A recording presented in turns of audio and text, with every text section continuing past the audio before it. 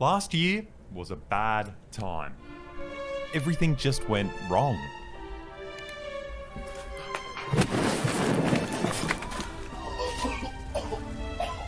Australia was on fire. Thank you for the tier 3, 24 mods, Mr. Big MK. That shit got the piss bad, so anyways, more reaction videos. People started coughing all over each other and dying. Abdullah, thank you for tier 3 now. Deaths exceeding 4 million now from COVID-19. And the police was scarier than ever. Militarization of city streets. It's complete chaos.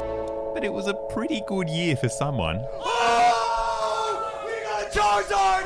We got our first Charizard of the day! Oh my god! In the middle of all this tragedy, for some reason, Pokemon cards increased in value 500 times, which is faster than COVID was spreading. And everyone was looking for a way to cash in. Remember Pokemon cards from the 90s? Well, they're hot again. We're talking about hundreds of millions of dollars. This kicked off a weird new form of consumerism that the world's never seen before. Another shortage brought on by the pandemic. We're talking about trading cards. Hold a gun on another customer just to get Pokemon cards. Web compilation number 30 fucking one. We've got to go back. Let's go, Bandy. Back to the first time Pokemon changed the world economy. This is so good. I can't wait to watch number 32 and waste another $30 only for Forsen to skip it. $15 for $5 for Baileys and $400 for bail money when Dad beat the kids in a drunken rage, which leaves about $3 for like a yo-yo or some marbles to take the kids' mind off the trauma. But this all changed in 1996 when things got really, really cool. A cute video game and cartoon came out. It's about a 10-year-old wildlife poacher who dreams of being the best cockfighter in the world, and he gets to abuse make-believe creatures. The one thing that'll never change is that kids are really, really dumb. So tell me, why do you like Pokemon? I don't know. You're not sure why you like it, but you do, right? Yeah. They're imbeciles, and that's why there's so many laws around, not letting them do stuff that'll kill them, and not letting you do certain things with them. Yeah, I'm talking to you, Andrew, watching this video, you fucking pedophile. It's illegal. Fucking illegal, mate. Anyway, but the Pokemon company discovered that there's no law against hypnotizing kids and taking their money. So they decided to stick Pokemon on everything. For the first time in history, everything became a branding opportunity. From airplanes. This 747 arrived today from Tokyo. They had Pokemon golf bags, band-aids, earmuffs, seat covers. Even the most disgusting food in the world can be spruced up with a little bit of Pokemon. There's a bowl of fun inside every can of Heinz Pokemon pasta. Pokemon macaroni and cheese! Kellogg's Pokemon cereal. Pokemon Eggo waffles!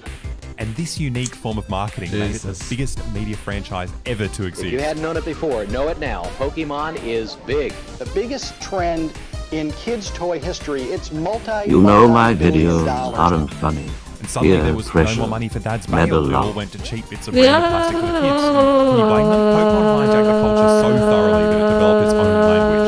Kids became foreigners and parents couldn't understand a word.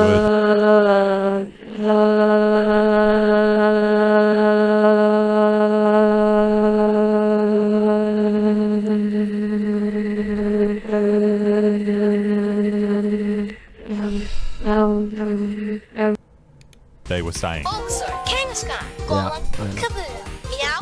You kids are from around here, right?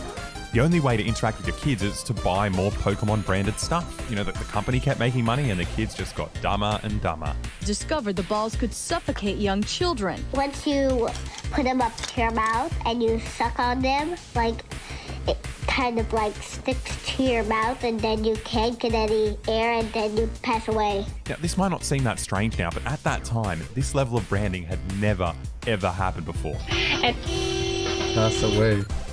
Oh, that must be the Poke card. Everyone was terrified. The psychologists were terrified. In my opinion, parents should not let their kids watch Pokemon, play Pokemon. The Christian preachers were terrified. So Pokemon is a game that teaches children how to enter into the world of witchcraft, how to cast spells.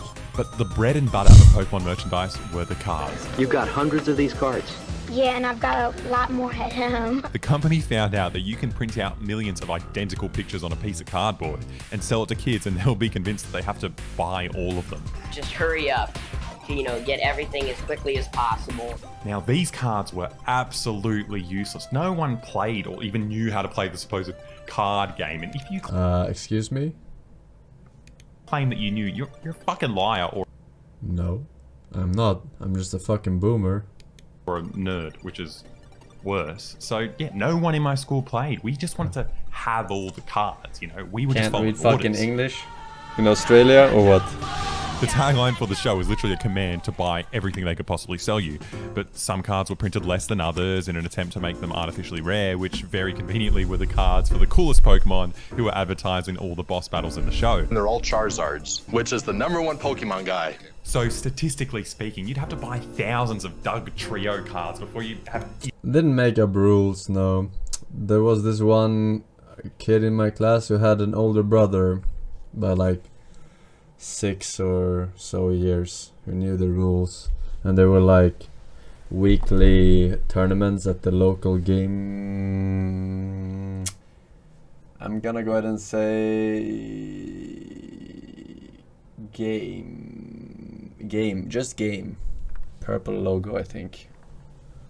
Even a remote chance of seeing a child. So many game, everything was called GameStop Game or Game Shop or whatever the fuck. And to make things worse, just when you think you've got all 896 Pokemon, the company comes up with exciting new creatures to buy, like this magical chandelier creature.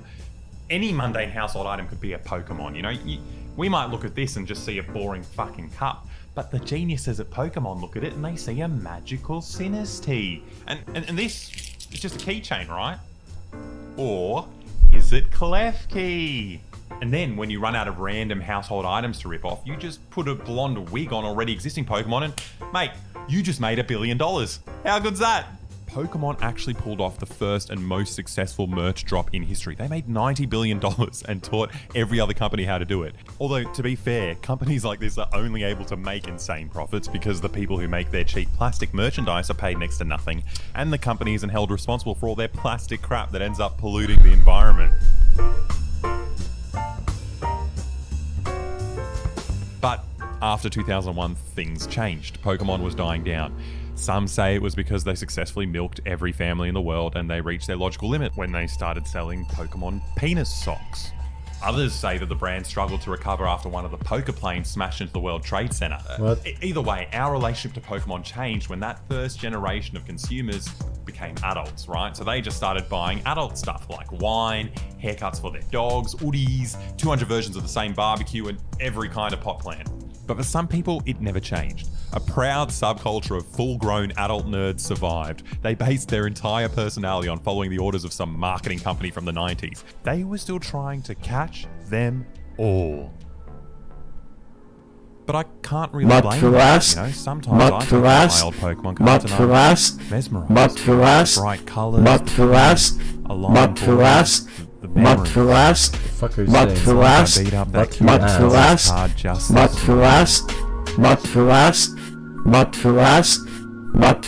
cards would, you know, fluctuate a little bit in price for the next 20 years until 2020. In the middle of a global economic crisis caused by a pandemic, Pokemon cards went through the roof. And this caused distress among adult nerds. Do y'all feel like you're getting priced out of the hobby? Yes, 100%. That's exactly what's happening. It's, in a way, it's robbing everyone of the fun. But who gives a shit about them? The real question is, how is there so much sudden demand for these pieces of cardboard in the middle of a global crisis? I didn't ignore your link, man. It's the next one coming, right? It's a fucking queue system, right? You see, under capitalism, the system always responds to crises by bailing out the biggest companies, bringing interest rates to zero, and all those other policies that rob the poor to save the rich.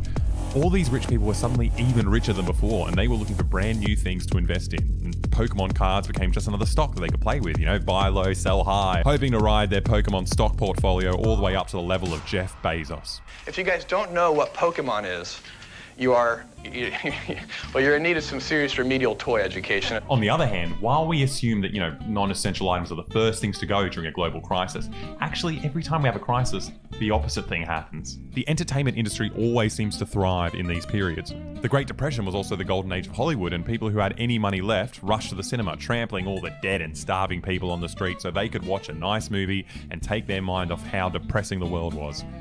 This industry boom happened to Nintendo during the GFC, and it's happening again now when we're hit by another crisis in 2020. People are looking for a way to escape the horrors of the pandemic by reverting to their idiotic childhood, when their entire life revolved around thinking about useless pieces of cardboard. Unless it was coughing. That one was too triggering for 2020. This all came together in one live stream by YouTuber Logan Paul. In October, 12 million people watched in awe as this guy just sat there opening Pokemon cards for 2.5 hours, in the hope that one of them might be worth the big bucks. And this kind of spectacle Why is this fucking Aussie trying so hard to generate a controversy? America was suspicious at first because it was Japanese, and Disney branded a lot earlier and equally hard than Pokemon. Look, how they Pokemon's so bad. Oh my god. Edgy views. So woke. Which is going to help ensure a really good shade. I mean, it is pretty bad in hindsight. I found out that there's actually another box.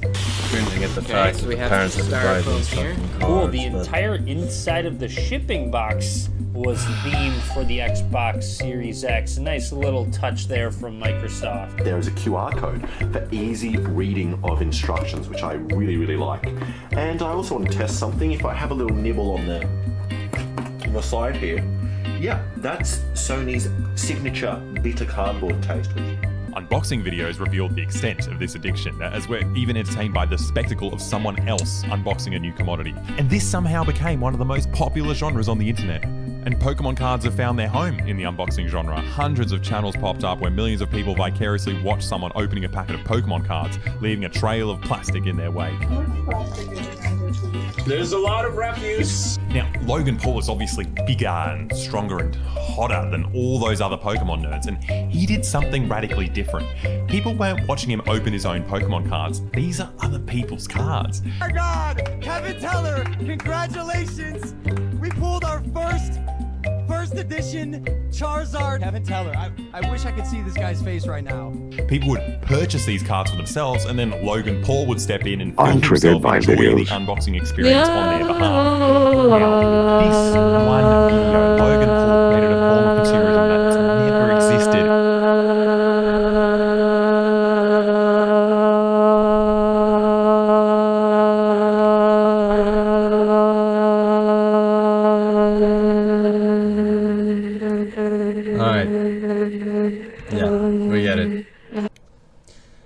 But if it's not Pokemon cards, it's something else. It's always something, like the kid has to have the fucking latest iPad at the age of 8 or whatever. It's like, Classic. If you liked the video, make sure to leave a like and a comment of what you want to see next.